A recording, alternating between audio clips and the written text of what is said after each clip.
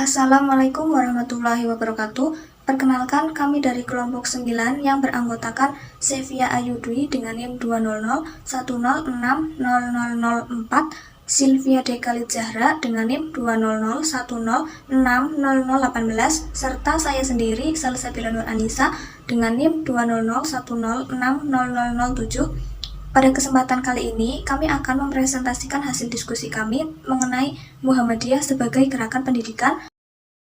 Pokok pembahasan yang akan kami bahas dalam materi ini yaitu yang pertama, sejarah awal gerakan pendidikan Muhammadiyah. Yang kedua, peran Muhammadiyah dalam bidang pendidikan. Yang ketiga, konsep dasar pendidikan Muhammadiyah. Yang keempat, tantangan yang dihadapi Muhammadiyah dalam bidang pendidikan. Yang kelima, solusi atas tantangan yang dihadapi Muhammadiyah dalam bidang pendidikan. Dan yang terakhir, program pengembangan Muhammadiyah dalam bidang pendidikan, IPTEK, dan Litbang. Yang pertama, sejarah awal gerakan pendidikan Muhammadiyah. Muhammadiyah adalah sebuah gerakan Islam dakwah amar ma'ruf, nahi munkar, dan tajdid yang bersumber dari Al-Quran dan Sunnah, yang didirikan oleh Kiai Haji Ahmad Dahlan sebagai tokoh pembaharuan umat Islam pada zamannya. Pada tanggal 8 Zulhijjah 1830 Masehi yang bertepatan dengan tanggal 18 November 1912 di Kauman, Yogyakarta. Perjalanan Kiai Haji Ahmad Dahlan dalam mendirikan sekolah tidaklah mudah dan penuh hujatan dari para penduduk maupun para petinggi Islam yang ada di Kauman. Kiai Haji Ahmad Dahlan mendirikan sekolah pertama kali yang dibantu oleh para muridnya, yaitu sebuah madrasah Ibtidaiyah Diniyah Islamiyah yang didirikannya pada tanggal 1 Desember 1911. Yang kedua, ada peran Muhammadiyah dalam bidang pendidikan.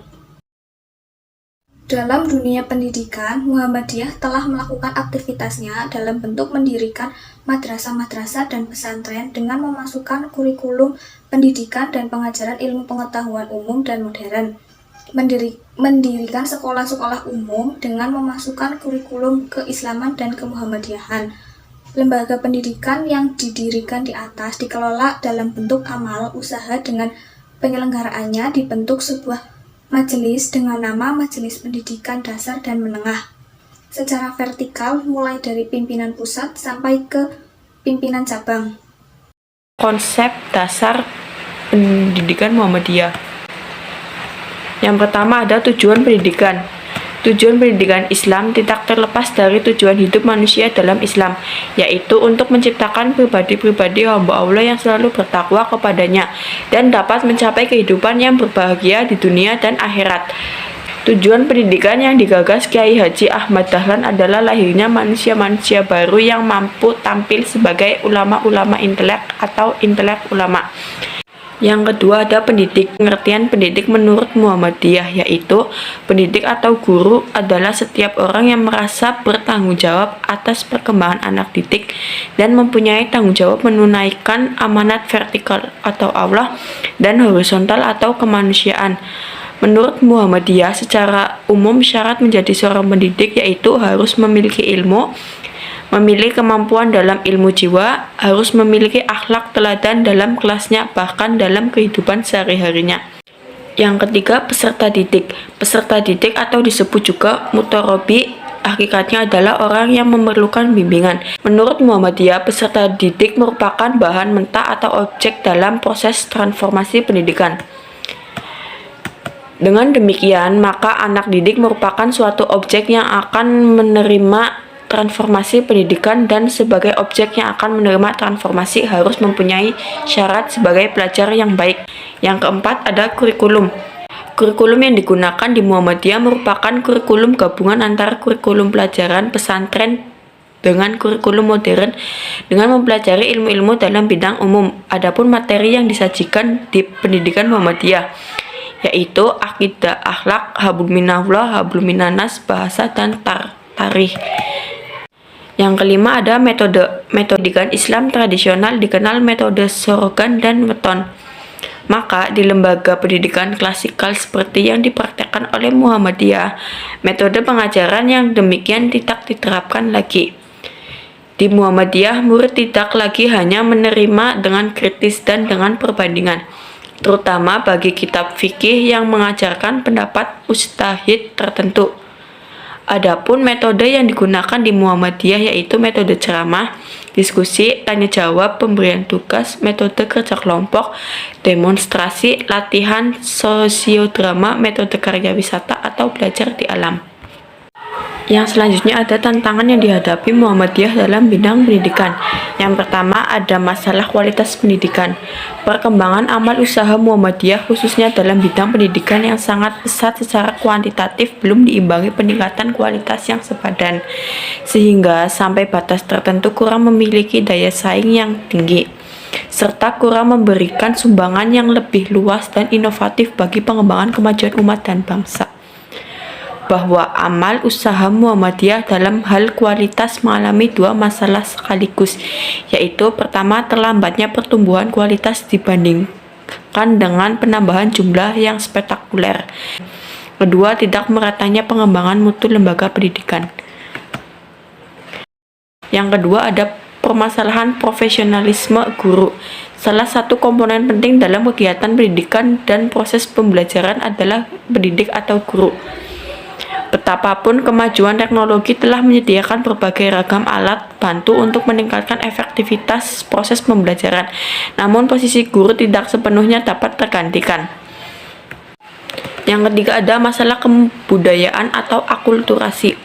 Kebudayaan yaitu suatu hasil budidaya manusia baik bersifat material maupun mental spiritual dari bangsa itu sendiri maupun dari bangsa lain. Suatu perkembangan kebudayaan dalam abad modern saat ini adalah tidak dapat terhindar dari pengaruh kebudayaan bangsa lain.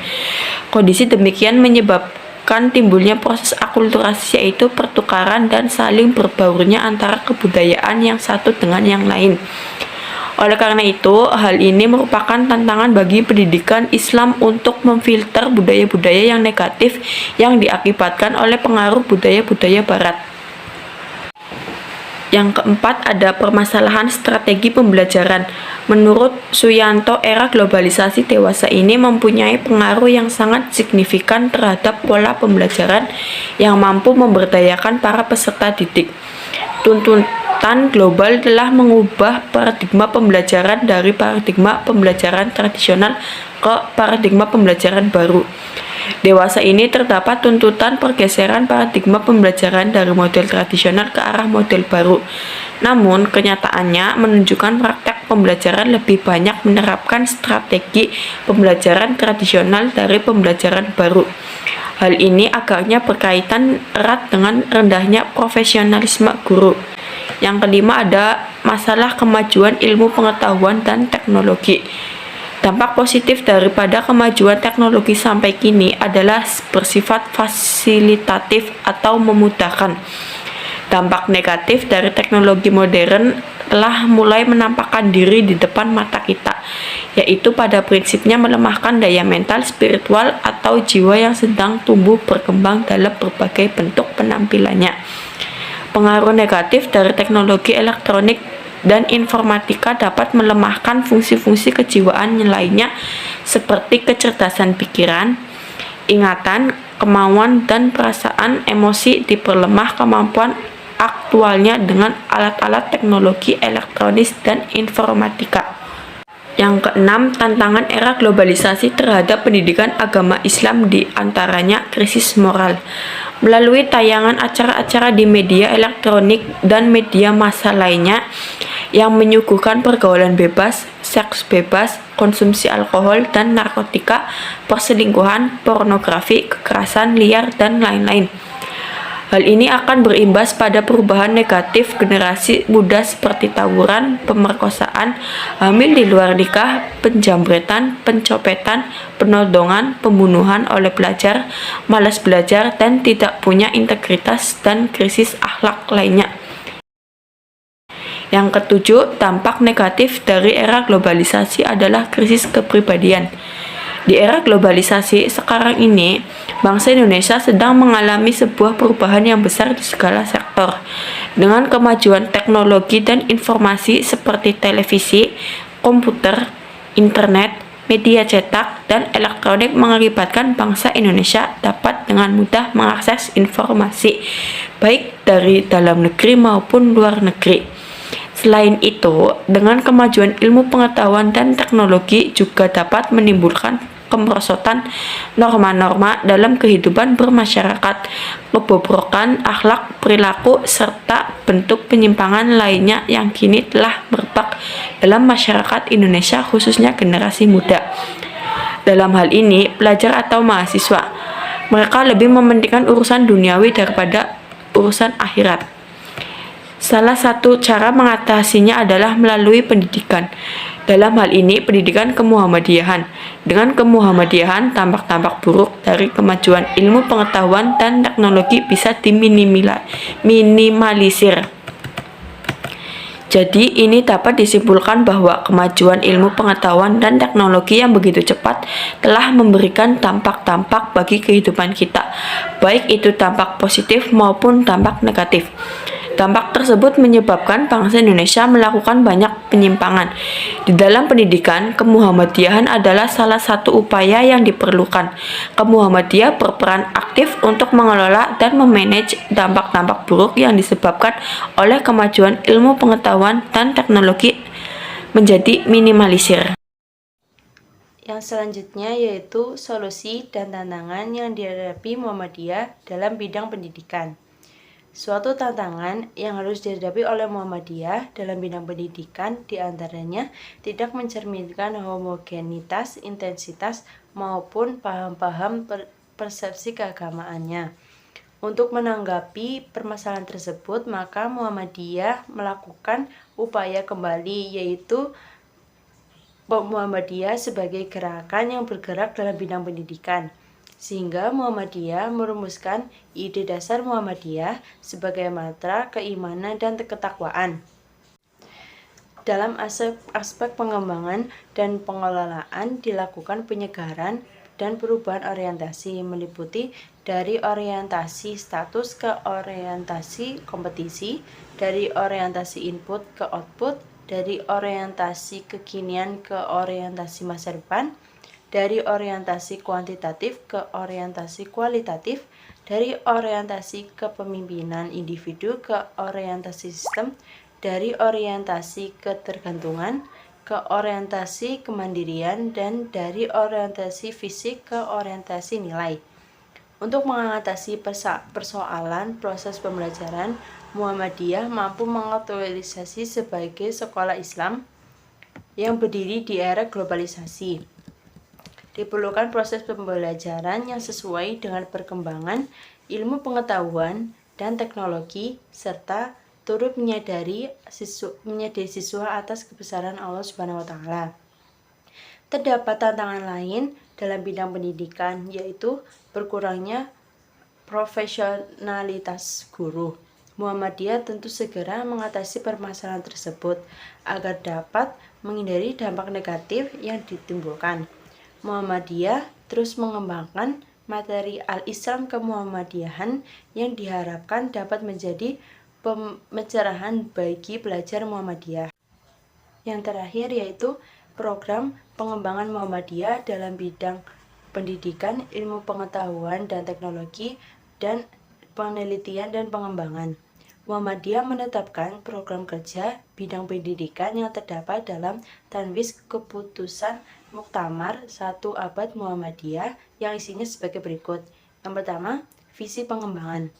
Berkembangnya kualitas dan ciri Muhammadiyah yang unggul, holistik, dan bertata kelola yang baik yang didukung oleh pengembangan iptek dan litbang sebagai wujud aktualisasi gerakan dakwah dan tajdid dalam membentuk manusia yang utuh sebagaimana tujuan pendidikan Muhammadiyah. Selanjutnya terdapat program pengembangan.